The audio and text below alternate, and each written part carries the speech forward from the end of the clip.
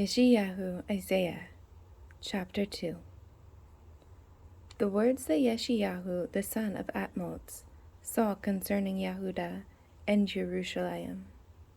And it shall be in the latter days that the mountain of the house of Yahweh is established on the top of the mountains, and shall be exalted above the hills, and all nations shall flow to it.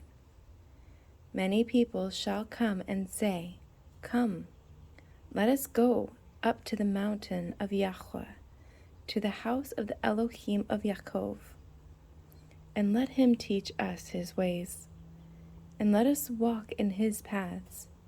For out of Zion comes forth the Torah and the word of Yahweh from Jerusalem. And he shall judge between the nations, and shall reprove many peoples. And they shall beat their swords into plowshares, and their spears into pruning hooks. Nation shall not lift up sword against nation, neither teach battle any more. O house of Yaakov, come, and let us walk in the light of Yahweh. For you have forsaken your people, the house of Yaakov, because they have been filled from the east, and practiced magic like the Philistines, and they are pleased with the children of foreigners. And their land is filled with silver and gold, and there is no end to their treasures.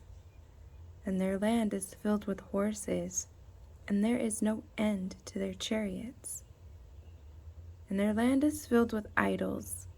They bow themselves to the work of their own hands, to what their own fingers have made. And the lowly bows down, and the high is humbled. Therefore you do not forgive them.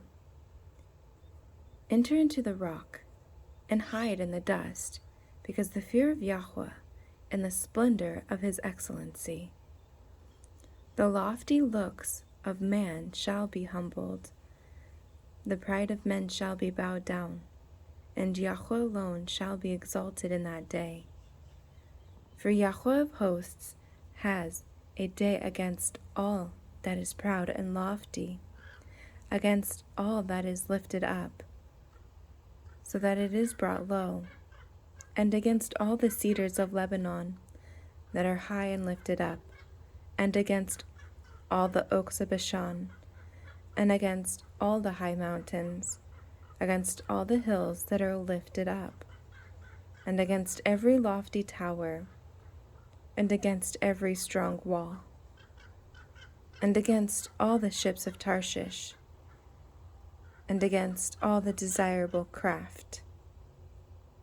And the loftiness of man shall be bowed down, and the pride of men shall be brought low, and Yahweh alone shall be exalted in that day.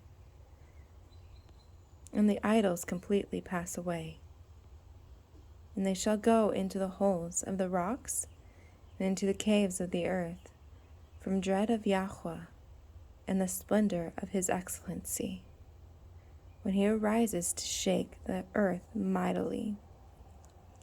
In that day man shall throw away his idols of silver and his idols of gold,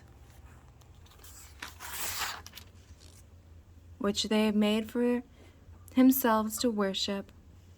The moles and the bats go into the clefts of the rocks, into the crags of the rugged rocks, because of the fear of Yahweh and the splendor of his excellency, when he arises to shake the earth mightily.